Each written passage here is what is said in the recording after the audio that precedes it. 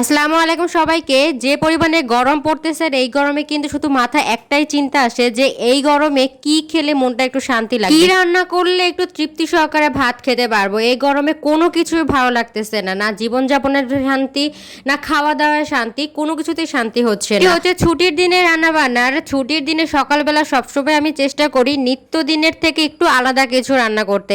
আর আলাদা কিছু বলতে হচ্ছে আমার কাছে নুডলস পাস্তায় মনে হয়। আমাদের বাসার সবাই খুব নুডলস পাস্তা পছন্দ করে, সেজন্য আমি সেদিন ঝটপট সকালবেলা একটু দেরি করে ঘুম থেকে উঠেই ঝটপট এই রান্নাটা করে ফেললাম। সাথে একটু দিয়েছিলাম চিজ, তারপরে দুজনে একই প্লেটে নিয়ে খাওয়া দাওয়া করে চলে গিয়েছিলাম দুপুরে রান্না করতে। আর দুপুরবেলা আমার রান্নাঘরে এত পরিমাণে রোদ পড়ে যে সেখানে রান্না করতে আমার বেশি কষ্ট হয়ে যায়। তারপরে তো কিছু করার নেই, রান্না তো করতেই হবে। চেয়েছিলাম একদম সিম্পল সিম্পল রান্না করতে, গরমে কিন্তু মাছ মাংস একদমই ভালো লাগে না খেতে, তাই ঝটপট ডাল রান্না করতেছি। আর ডাল রান্নার সময় অনেকক্ষণ জাল দেই আমি, অনেকক্ষণ জাল দিলে সেই ডাল রান্নার মজা লাগে আমার কাছে মনে হয়। তারপরে বাগার দিয়েছি, আর বাগারে আমি সবসময় আস্ত জিরে দিই, আস্ত জিরে ফ্লেভারটা আমার কাছে খুব ভালো লাগে। ডাল রান্না শেষ করে চলে গিয়েছি ঢেঁড়স ভাজি করতে। আর আজকে ঢেঁড়স ভাজিটি রান্না করেছে আমার শাশুড়ির মতো করে, আমার শাশুড়ি যেভাবে ঢেঁড়স ভাজি করে ঠিক সেরকম ভাবেই রান্না করেছে। তো ঢেঁড়স ভাজির জন্য প্রথমে পেঁয়াজ কাঁচামরিচ দিয়ে হালকা একটু ভেজে নিয়েছি, একদম ব্রাউন কালার করিনি, একটু কাঁচা কাঁচা থাকা অবস্থায় দিয়ে দিয়েছি ঢেঁড়স কুচি করা। আর এগুলো দিয়ে কিছুক্ষণ নাড়াচাড়া করব। এটা কিন্তু লো হিটে রান্না করতে হবে। আমার শাশুড়িকে দেখেছিলাম একদম নিভু জ্বালায় রান্না করেছে, আর এরকম ভাবেই দিয়েছে। পেঁয়াজ কাঁচামরিচ অল্প করে ভাজি করে নিয়েই এর মধ্যে দিয়েছিল ঢেঁড়স কুচিগুলো, তারপরে ঢাকনা দিয়ে ঢেকে রেখেছিল। তারপর কিন্তু আবার একটু নেড়ে চেড়ে দিয়েছি আমি।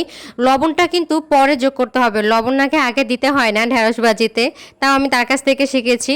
তো আবারও ঢাকনা দিয়ে ঢেকে কিছুক্ষণ নাড়াচাড়া করব। যখন দেখবো ঢেঁড়স ভাজি নরম নরম হয়েছে তখনই দিয়ে দেবো লবণ। সেই লবণটা দিয়ে আরও কিছুক্ষণ নাড়াচাড়া করবো। এখন কিন্তু ঢাকনা দিয়ে ঢেকে দেবো না, এখন কিন্তু ঢাকনা ছাড়াই কিছুক্ষণ লো হিটে ভেজে নেব।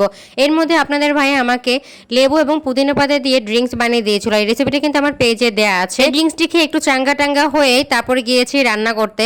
এর মধ্যে কিন্তু আমার ঢেঁড়স ভাজি হয়ে গিয়েছে। ঢেঁড়স ভাজি চুলার পাশের অপর চুলাতে কিন্তু আমি বসিয়ে দিয়েছিলাম আমার মেয়ের জন্য চিকেন। আমার মেয়ে তো আবার এসব কিছু খাবে না, আর আমরা ওইরকম সিম্পল খাবারই খাবো।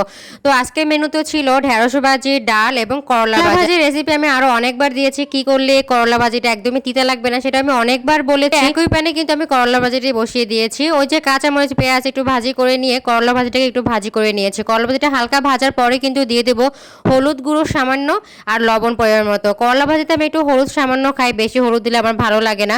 আর বললাম না আমার রান্নাঘরে প্রচুর পরিমাণে রোদ আসে, আপনারা দেখতেই পাচ্ছেন কি পরিমাণে আলো আসছে। আর আমরা এই গরমের মধ্যে থেকেও কিন্তু আপনাদের জন্য রান্না বান্না করি। এরকম সংসারে যারা রান্না বান্না করে তাদেরকে অবশ্যই স্যালুট জানাতে হয়, যারা এত গরমের মধ্যে থেকেও ভালো মন্দ রান্না করে আমাদের দেয় বা আপনাদের দেয়। এর মধ্যে আমার করলা ভাজি হয়ে গিয়েছে আর দুপুরের সমস্ত মেনু কিন্তু আমার হয়ে গিয়েছে।